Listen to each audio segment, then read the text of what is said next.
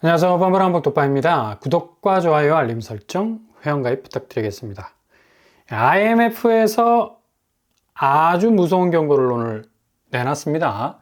1997년에 트라우마가 있는 한국으로선 섬찟한 느낌마저도 드는 거고, 아무튼 지금 상황에선 IMF의 경고가 그냥 여사로 느껴져서는 안 된다는, 뭔가 무거운 말로 다가올 수밖에 없는 분위기는 확실해 보입니다. 크리슈나 스리니바산 국제통화기금 아시아 태평양 담당 국장이 한국은 이번 달 11월부터 본격화될 전망으로 보이는 무역 분쟁, 미국과 중국의 무역 분쟁이겠죠. 가장 큰 타격을 받을 나라 중에 하나로 한국을 뽑았습니다. 일단 당장 미국 대선이 11월에 마감을 짓게 되면 가장 수출 전선에 비상이 들어오게 되는 나라가 바로 중국. 중국은 지금 유럽과 미국 공식 관세 장벽을 헤쳐나가야 할 파이가 유럽에선 40%, 미국에선 60% 정도의 벽이 딱 서 있게 되죠. 특히 중국 전기차가 날개를 달자 이 전통적인 자동차 제조업 국가로 포진이 된 유럽은 당연히 관세 장벽 세우지 않으면 이 자국의 자동차 시장이 구멍이 다 뚫리게 될 정도로 이 저가의 중국 전기차는 어마무시한 위협적 존재가 될 수밖에 없습니다. 이런 관세 장벽 때문에 당연히 중국 전기차는 자기네 나라에서 파는 그 엄청난 인구를 바탕으로 해서 판매량을 올리는 것 외에는 수출 부분에서 엄청난 타격을 받을 건 당연하죠. 게다가 11월 초부터 미국 정치 지형도가 바뀌게 되면 다시 관세 번지를 세게 두드려 맞을 것으로 또 예상이 되는데, 적어도 60% 이상의 관세 장벽이 미국 시장에 우뚝 세워지게 된다는 얘기예요. 이렇게 되면 그냥 중국은 양쪽에서 강번지를 그것도 소나기 수준으로 얻어맞게 되는 상황으로 몰릴 수밖에 없는 거. 정신을 못 차립니다. 유럽에서 전기차 관세 장벽 45% 이상 세우고 미국에서 관세 장벽 60% 이상 세우게 되면 중국이 설 자리가 없는 거야. 고스란히 지금도 중국 경제 성장률 현상 속에서도 이게 목표치로 가느냐 마느냐 아슬아슬하게 버티고 있는 수준인데, 급격하게 꼬꾸라질 수밖에 없는 극도의 수출 타격 고스란히 있게 될 거고요. 그래서 IMF에서도 가장 우려를 표하고 있는 부분이 중국과 교역량이 그래도 많은 파이를 차지하고 있는 한국이 직접적 타격을 받을 것이라는 경고를 내놓고 있는 거예요. 중국 걱정해 주는 것보다 지금 한국이 더 걱정스러운 겁니다. 일단 중국이 가장 큰 이 펀치를 맞으면서 휘청거리겠지만, 어찌 보면 이 통화 가치 부분에서 위안화와 분명한 동조화를 보이기는 이 원화 역시도 위안화와 똑같은 궤적으로 갈 수밖에 없는 캐릭터를 가지고 있을 만큼, 한국은 중국 경제 전반의 후폭풍을 고스란히 떠안아야 할 만큼, 이런 중국의 위기를 그대로 느껴야 할 만큼의 타격을 받을 수밖에 없는 위치에 지금 서 있다는 얘기죠. 그래서 오늘 환율 잠깐 이렇게 살펴보더라도 원화와 위안화는 고스란히 초강달러 현상을 그대로 반영을 하고 있지 않습니까? 달러가 1370원대로 살짝 내려앉는 듯 보이다가도 다시 1380원대로 상회하는 궤적으로 가고 있죠. 그만큼 중국의 이 바람은 한국에서 태풍으로 느껴질 정도로 후폭풍은 상당히 거세게 진행이 되고 있다는 걸 볼 수가 있습니다.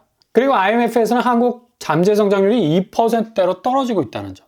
그만큼 성장률 자체의 둔화가 일어나고 있다는 얘기죠. 이게 가장 위기를 벗어날 수 있는 어찌 보면 동력원이 돼야 되는데, 일단 성장률 자체가 이 탄력성을 갖지 못한다는 게 위기를 탈출할 수 있는 힘을 서서히 잃어가고 있다는 뼈아픈 대목이라 볼 수가 있다는 얘기죠. 이게 전 세계적인 추세라는 것도 문제예요. 그만큼 전체 분위기가 이렇게 쎄하게 돌아가고 있으니까 수출 상황이 진전이 될 가능성이 없는 거죠.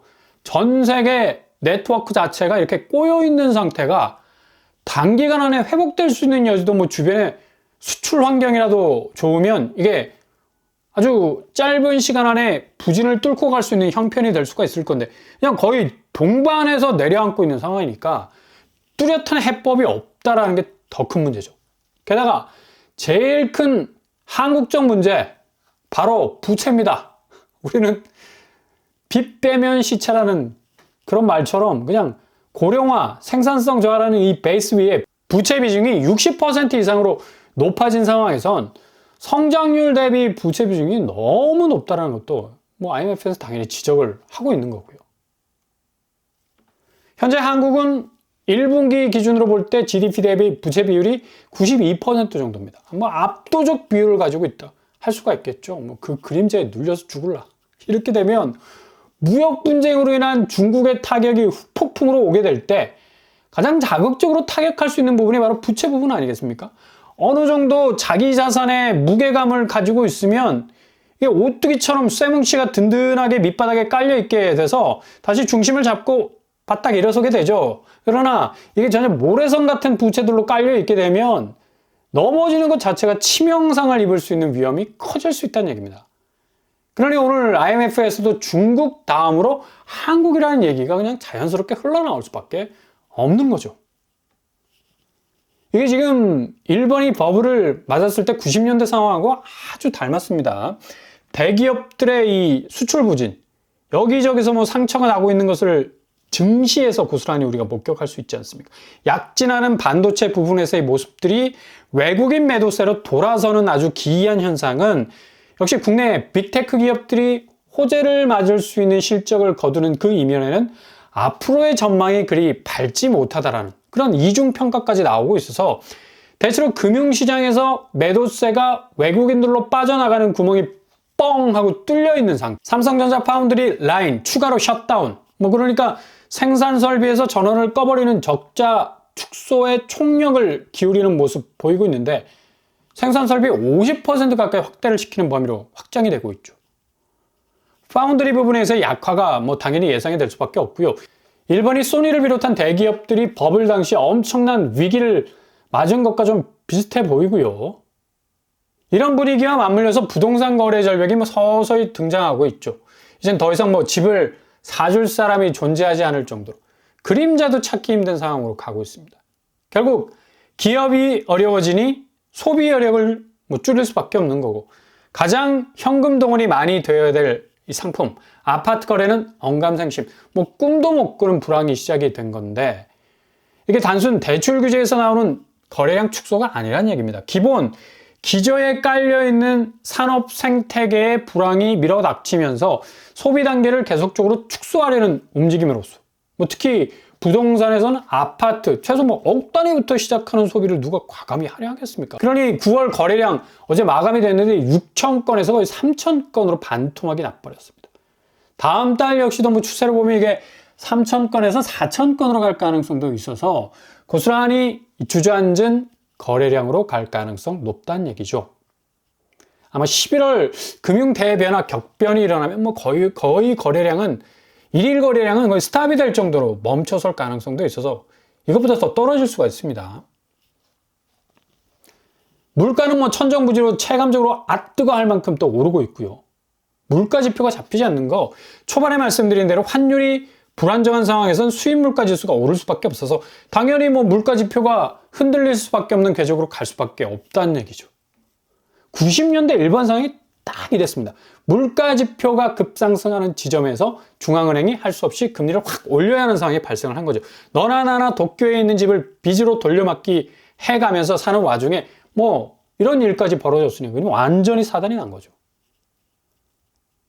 당연히 국내 금리도 뭐 안정적이질 못하고요. 중앙은행이 금리 내렸지만 시중은행은 다시 금리를 올리고 있고 거꾸로 가는 가계대출 금리라는 말이 나올 정도로 뭐 시장금리 하락에도 주담대는 거꾸로 오르고 있습니다. 이렇게 일본 버블 당시에도 그렇게 고객의 뭐 간까지 내어줄 것 같았던 일본 시중은행들 역시도 당시 뭐 갑자기 대출 창구를 급격히 막아버리는 일을 시작으로 엄청난 금리 인상의 궤적으로 가버리고 말았고요. 고스란히 일본은 이때부터 90년대 부동산의 장기 하락기를 벼락같이 맞을 수밖에 없었습니다. 지금 한국 부동산이 IMF의 경우에서 가장 우려스러운 포인트, 부채 문제가 60% 이하로 내려야 안정적일 거라는 말이 90% 이상 치솟은 상황에서 뭐 국내 산업 가동력까지 떨어진 상황에선 자체적으로 이런 위기를 빠져나오려 해도 계속적으로 그 속에서 허우적거릴 수밖에 없는 거. 중국이라는 인접국의 수출 의존도가 너무나 높은 상황에선 11월 당장 미국 대선이 끝나자마자 터져나올 이 관세 장벽으로 인한 무역 분쟁이 거의 숨을 쉬지 못할 정도로 흔들어댈 가능성이 높기 때문에 한국 부동산은 그냥 볼 것도 없이 일본보다 더 큰 충격으로 엄청난 가격 붕괴를 겪을 가능성 크다는 얘기예요. 물론 중국 무역이 어느 정도 축소되는 추세라고는 하지만 역시 의존도는 높은 건 사실입니다. 이렇게 되면 원화가 위안화 따라서 가는 것처럼 경제 전반의 모습도 중국의 무역 분쟁 소용돌이 속으로 한국 경제가 빨려 들어갈 가능성이 높다는 얘기죠. 이렇게 되면 11월이 최대 고비가 될 것으로 전망이 됩니다. 미 연준은 11월에 0.25% 정도의 베이비컷으로 기준금리 다시 인하할 것 확실해 보입니다. 이렇게 계속해서 기준금리를 오르고 달래고 하면서 낮춰가는 수순으로 가도 결국 미국 역시도 시중은행 금리는 지금 기준금리와는 달리 역으로 또 움직이고 있는 상황이고, 오늘 미국 PCE 개인 소비지출 물가가 전년 대비 2.1% 정도로 나와서 예상치 부합이라는 그림까지 나왔기 때문에 연준이 서둘러서 빅컷으로 금리를 내릴 이유 전혀 없는 거죠. 이런 이유로 묘한 게 미국 대선 딱 끝나면서 다시 물가는 반대로 확 뒤집어질 가능성이 높습니다. 지금까지 연준에서 오르고 달랬던 그 물가 수위도 완전히 예상치 벗어나서 갈짓자 행보 보일 가능성이 크다는 얘기예요. 무역 분쟁의 서막이 열리게 되는 관세 장벽이 콘크리트 벽보다 더 두껍게 처지게 될 것이기 때문에 초반에 IMF에서 밝혔듯이 결국엔 미중 무역 분쟁이 본격화될 시점에선 미국 내 저렴한 중국산이 관세 폭탄 맞게 되기 때문에 미국 제품이 우위에 있을 수밖에 없는 거고, 가격은 전반적으로 높게 형성이 되는 거 당연한 수순 아니겠습니까? 정말 치밀한 계산식을 가지고 있었던 미 연준이 폭탄 맞을 가능성 높고요. 고금리 시대로 다시 유턴을 해야 할 만큼 미국 시장은 대혼란 속에 빠지게 될 가능성 높습니다. 이와 동시에 중국과의 이 파이트는 결국 한국 시장까지도 엄청난 타격을 받을 것으로 예상이 되고, 한국 자산시장, 아파트 시장은 거의 90년대 일본을 능가할 정도의 타격이 예상이 됩니다. 이런 지표로 11월 딱 들어서면서 서울 아파트 하락세가 지난주 4억대 낙폭에서 다시 5억대 낙폭으로 확대가 되고 있는 걸 볼 수 있지 않습니까? 목동현대가 5억 3천 하락한 거래가, 나머지 강서구, 광진구, 강동구, 강남구 등등 3억 이상 떨어지는 거래가가 등장하고 있습니다. 확실히 11월은 한 주마다 1억씩 움직일 수 있는 낙폭이 큰 거래들이 눈에 띌 것으로 예상이 됩니다.